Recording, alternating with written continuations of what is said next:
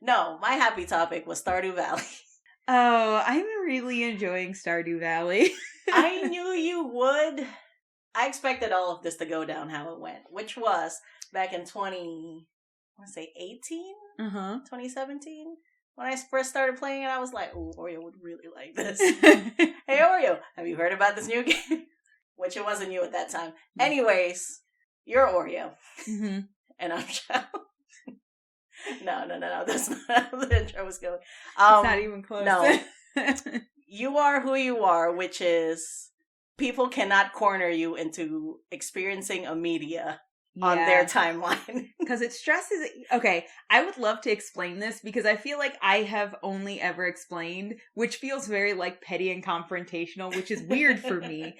I don't like when people keep pushing me to watch a thing. It makes me want to watch it less.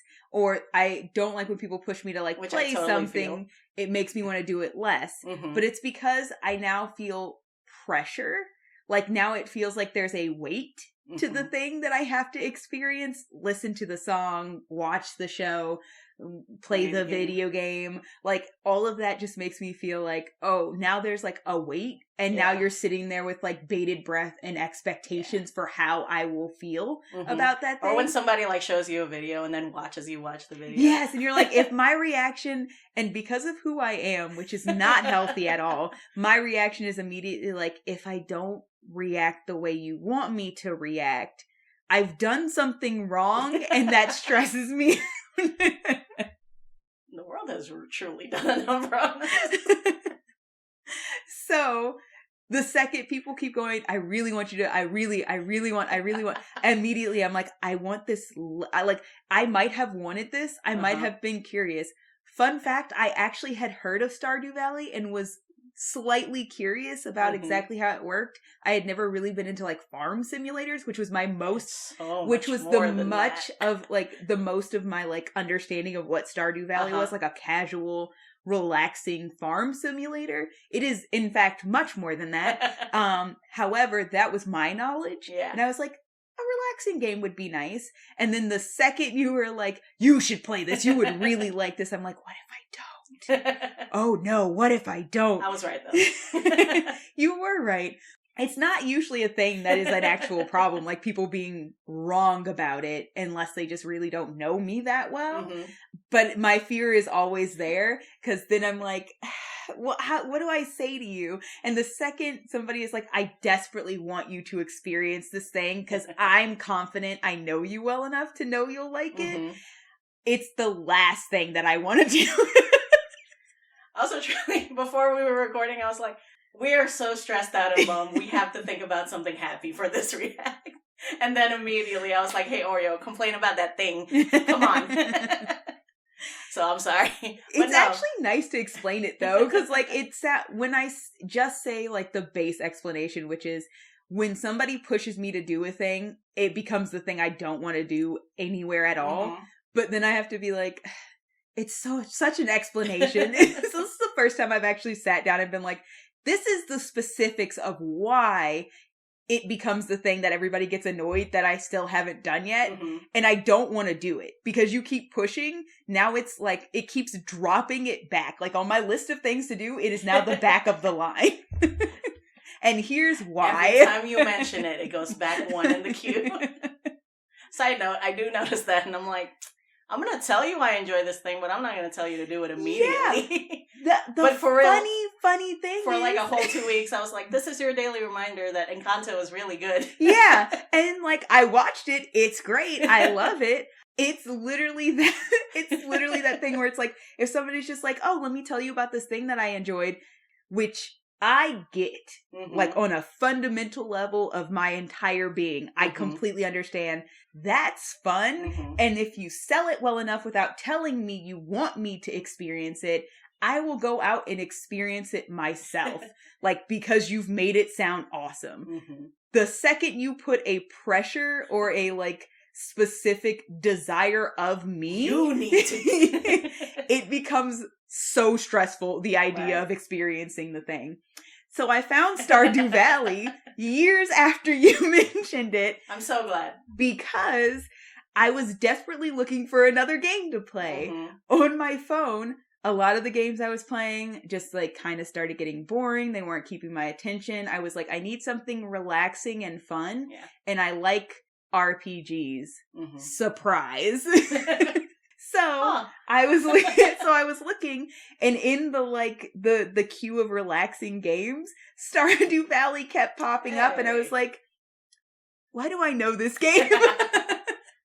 And then, because me and Dylan have been gushing about it for years. Yes.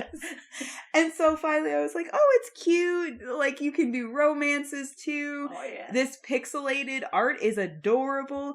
Yeah. Fuck it. Let me just download it. What's the worst that could happen? I don't like it. I just remove it. Like, and then instantly addicted. I played all of spring in a night. Bro. All of spring in Did you a accidentally... night.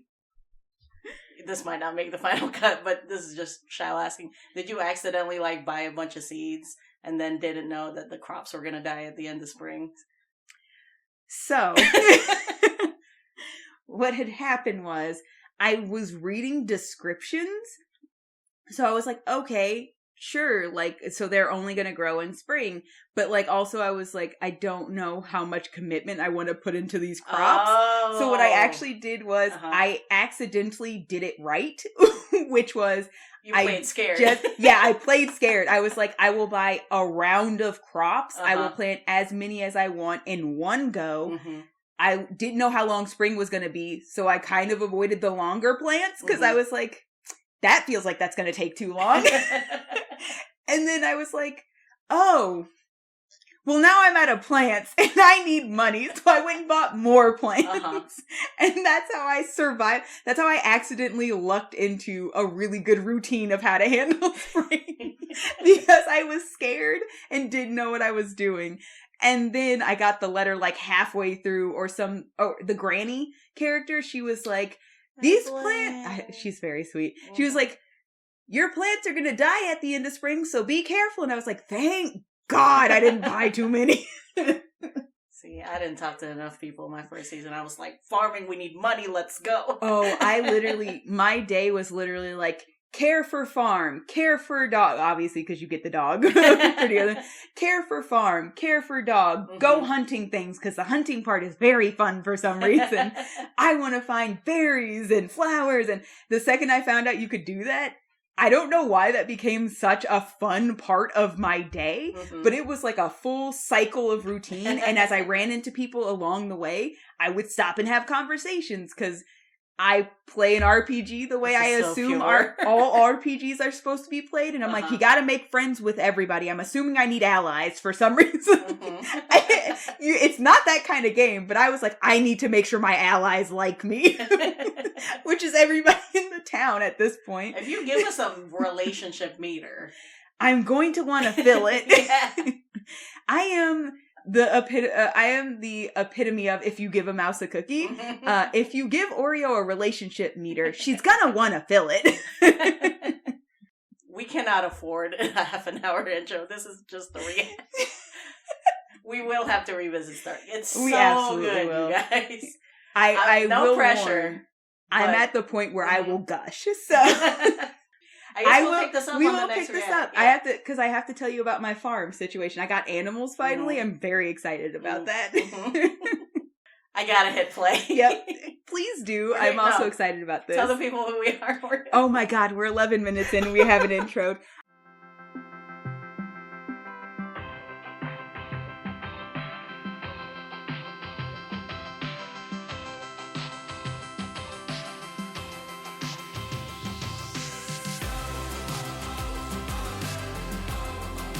I am your more relaxed rogue, Oreo. I am... Oh, I've already used delighted. A lot of D words come to mind. Daunted? No. I am your proud druid child. I'm very happy for you. Yay. It's as relaxing and as not relaxing as you want it to be in a game. And also the whole thing has been made by like one person. And we're super proud of him. That's awesome. And he's still putting out updates and like, That's super cool. Just this I guy. love it. We are from far away very proud of him. Shout out. This is Rogan Druid Podcast Reacts. It is. Welcome to the party. today we have Barry. Which truly has nothing to do with Stardew Valley. Barry, our bard dad. Except in wholesomeness, I think. Mm-hmm. Solid bard dad. I wish I could tell you this made me as happy. But I don't know. Let me not make you feel a certain type of way until you watched it. Okay. Okay, I'm going. Okay. Oh, I didn't know what to do. I was about to say, you're doing the thing again where you're trying to suss out exactly what you want. Because he's a dad, right? Uh-huh. So, like, and you also made the kids such a big part of his story. So I was like, put the kids in there. Don't put the kids in there. The top right one was like, oh, maybe I should do like that Sears family photo for half a sec. I ended up going with the bottom left option where he is like performing for his kids, which was basically that's like kind of what I thought. childhood. I truly thought that's what this was going to be, and I'm not going to lie, I didn't want to say, but that was the one I liked the best, so I'm very excited.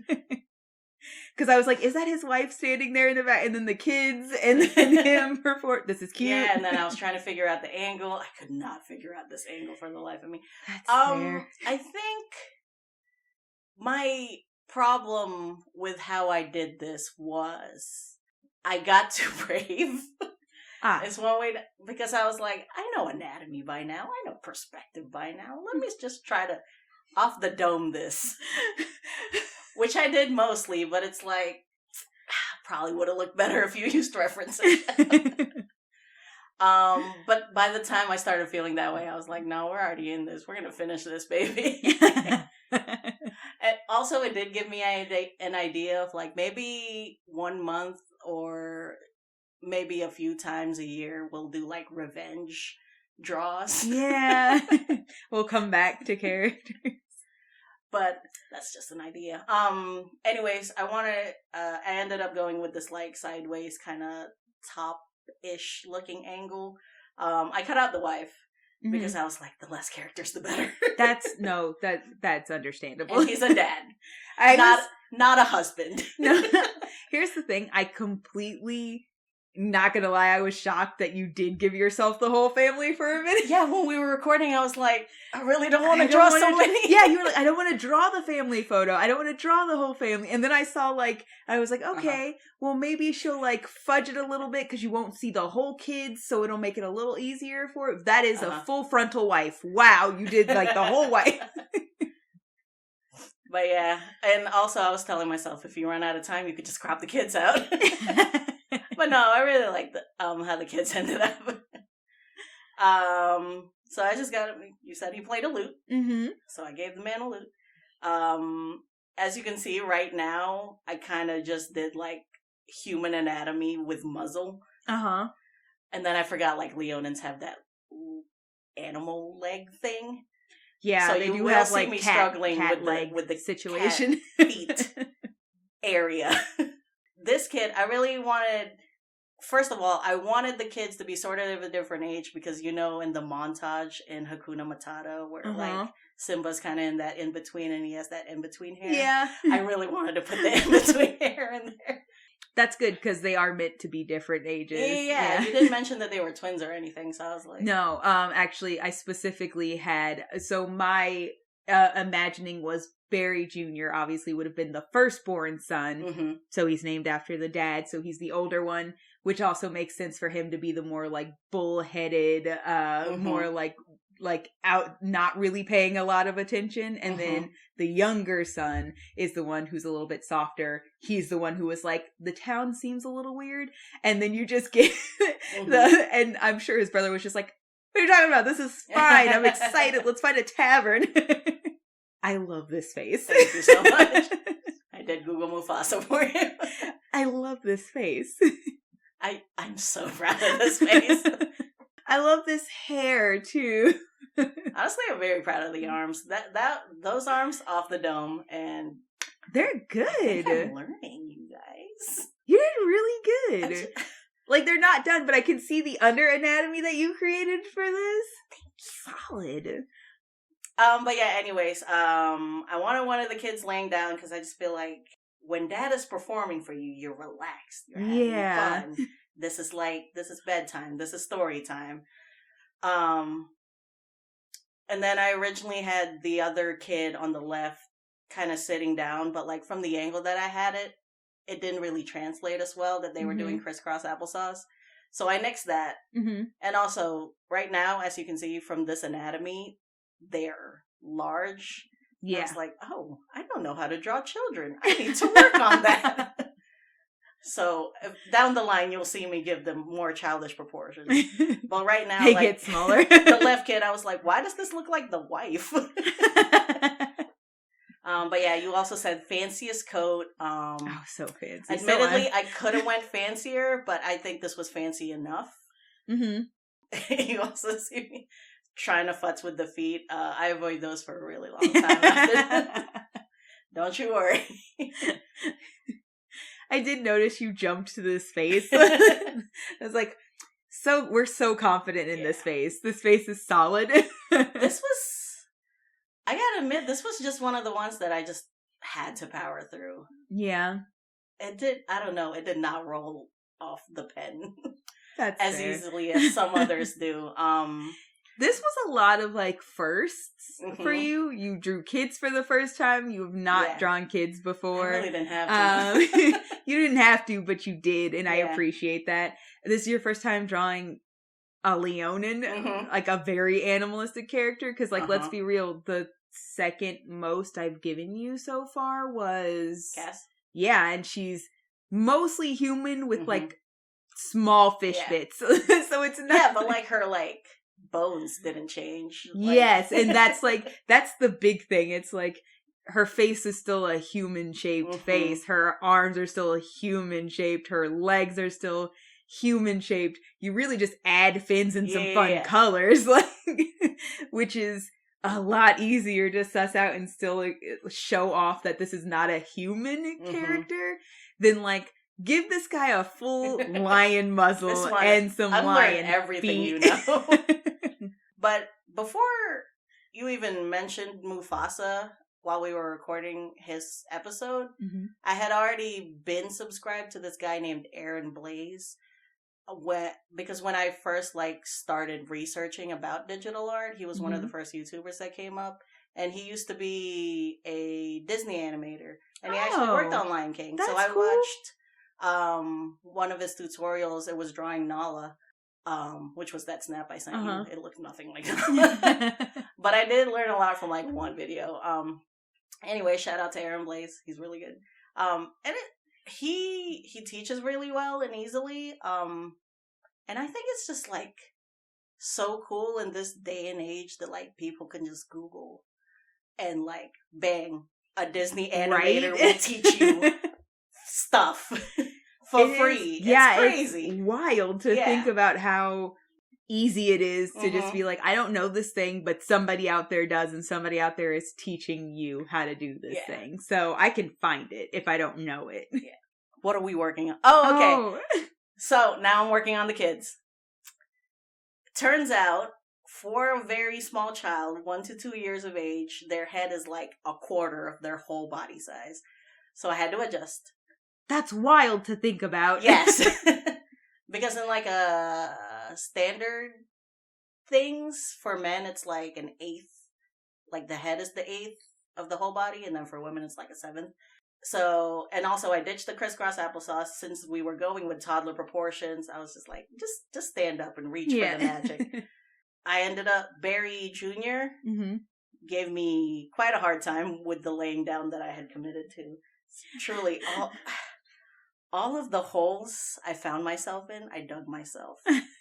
This I understand. But yeah, I guess I was just powering through this because I was okay, I'm going to put some inking down because it will make me feel like I've made progress. But since I ditched the regular way of doing things, which was completely finish your sketches before you start inking, before you start coloring, I went all over the place and then stressed myself out. Oh no. Which is probably why I had such a hard time with this. But anyways, I hope you like it. I mean, what I'm seeing so far is adorable and I love it. So I was I'm not even going to touch Barry Jr. Let's go color, baby. And then for here, I just color picked a screenshot I found of Mufasa. Yeah, that I mean, yeah, it's good. Yeah. You giving me that reference was both, like, really helpful and such a hindrance. Because it's like, there's so many references. I know what it should look like, but also, oh no, the audience knows what it should look like. But I think he turned out great. I think he did too. I also love this art style that you picked. Thank you. I didn't do this on purpose. I think this is just me. I like it though. It had, you know what's so funny? Like, you didn't do this on purpose, but it has such an, and I literally thought you did because it has such an energy of like a classic Disney. That's what I was going for, but I didn't think I followed it. No, it feels really, so good to hear that, though. You really did. Like, okay, so peek behind the screen. I did not see this before the close-up came out. So when I saw the close-up, I was like, oh, I think she went like a classic, like, hand-drawn Disney style with this. And then Hubby DM was like, ooh, I think she did too. I'm really excited. And so we were both just like expecting it. Well, I'm so glad. But yeah, for real, shout out to Aaron Blaze. Like, this whole tiny lion face shape, I learned just all from that one video. I really wanted that in between. That awkward, like, preteen lion mane. Oh, it's good. Also, mullets are objectively sexy. I'm just saying. We're going to have to come back to that too, by the way. But should we revisit the mullet talk for we're gonna have anniversary episode? We're going to have to. Oh man, now I gotta wait till like October to know if your feelings have changed. Oh, I also love that you put him in these little, like sweatpants. Pajamas. Growing up, I had 3 older brothers. And so whenever we're at home, they just have their shirt off. So I just I just figured that's how men are comfortable in their home. That's just my conclusion. I'm thinking about all of the men I have grown up around, and I would conclude I feel the same. I think for dudes, it's like taking your bra off when you get home. Mm-hmm. Yeah, so I figured the boys are like not having a shirt on when it's story time, right? Yeah. They're getting ready for bed. I don't know many dudes who sleep in shirts even. So I don't think I know any, actually, now that I think about it. Not readily. Okay. So that's a valid conclusion I've made about the opposite. It is the same conclusion I have made about them. So I consider it a valid one. But yeah, since Barry Jr. over here is like sort of a teenage-ish, I was going for, I didn't want to put him in like a straight diaper. But I also wanted to keep like, what do teenage boys in fantasy world wear? So I gave him sort of like monk pants. Oh yeah. I don't know if you ever assigned them classes, but I feel didn't. like monk pants are comfy. Yeah. Considering his personality, in my mind, monk would also make a lot of sense. Hey. So, like monk or fighter, those that are was like just serendipitous. Yeah. Those are the two that make the most sense to me. And this is about where you walked into Panera and Sunny was like, Oreo's here, hide the dry. I heard some of the futzing with this part. Because I couldn't. You couldn't decide if you wanted, like, I heard you asking and I was very confused. Good, you were supposed to. You were like, do you like it with the, I can't remember what you call it, like fuzz or something like that, or do you not? And I was like, what the fuck? What does that mean? But yeah, I wanted to first figure out, I knew from the, I want to say 20% in, I wanted the bardic magic to be the light source. So I laid those down real quick just to figure out where they were. And then I started shading, which is why we're here. But I do apologize for that. What do you call it when the screen flashes? Oh, I don't know. Drawfee calls it like gradient jump scare. When you're just running through all of your options. But yeah, just shading here. And then we're gonna add the lighting when it comes back. How you doing? What you thinking? It's so cute. I love this. This is such a great depiction of what I was describing when I was like, this is what leads them to becoming adventurous. This is what leads But he doesn't know it at the time, but this is what leads to the start of his secondary journey. He's just doing, like, the natural thing he does for his kids. Like, yeah, they love his stories. Yeah. Could it get? But, like, he has no idea what this is leading to. And then over here, I'm just adding that, like, rim lighting that I'm just so addicted. It adds so much to the piece. It really does.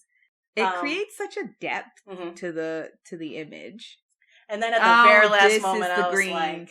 Cause you were talking, cause I distinctly remember hearing you go, do you like it better with the green or without the green? And I was like, what? I wasn't even sure you were messing with this drawing at that point. Girl. But yeah, at the very last second, I accidentally, like, put a correction layer on top of the middle thing. Because I was just trying to, like, make it pop more. And I skewed one of the... what do you call these? Levels all the way to the right, and I was like, wait, green looks kind of good, though. Yeah. It ended up working out really well because it kind of differentiated itself from the other two. Yeah. It's like, it feels like a highlight. You know when you get like those Disney sing-alongs and they highlight the part that you're on with a different color? That's what it feels like. Yeah, I really wanted that middle one to look really special because that's the one the little one is reaching out for. And it's closest to him. So I'm glad. I was worried about the background, but I really wanted the magic to be like the ambiance. Yeah, it gives the feeling, which is kind of what I would imagine is the feeling you want for, like, talking about this past or, like, doing a flashback of this, what led to why Barry's where he is now, of it being, like, the world faded away and all that was there was, like, him with the loot and the story and the magic and the kids watching him tell these stories and the magic. And so it's like, you don't need to know what's happening in the background because it's not what's important and it's not the things that they remember when they think about this moment. It looks kind of like, so if you were doing like, if this was a Disney movie, because we're in that style, right? It's that scene where it's like you're going back and he's telling us, he's singing the song of the backstory, or he's singing the song of like a memory as he's going through this problem. Maybe he's in the moment where he's like very worried about his kids and he's starting to get a little downtrodden and disheartened, and he's singing a song to the audience, obviously, but to himself, and maybe even the people around the campfire. And then like, as he's sitting on the stump at the campfire, the actual background fades away, and then the kids come in and the music is flowing through, and the kids are just seeing the music, and you don't see like the house or the wife or the anything that's happening in the background or the dinner that's being made or anything. It's just this moment, and it gives that vibe, and it's good. Oh, I don't know if you're just a nice person.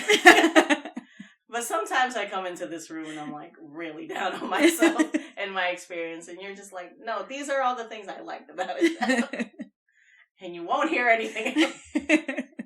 And truly I need that. Yeah, because I mean, the whole point of this is like, it's a learning curve for both of us, honestly. Like, I don't go into the editing. I listen to my edits and I'm like, this is fine. This could have been better. I messed up here. I couldn't figure out how to cut this correctly. We had to leave this in. Like, we're on a schedule. And then like other people walk in.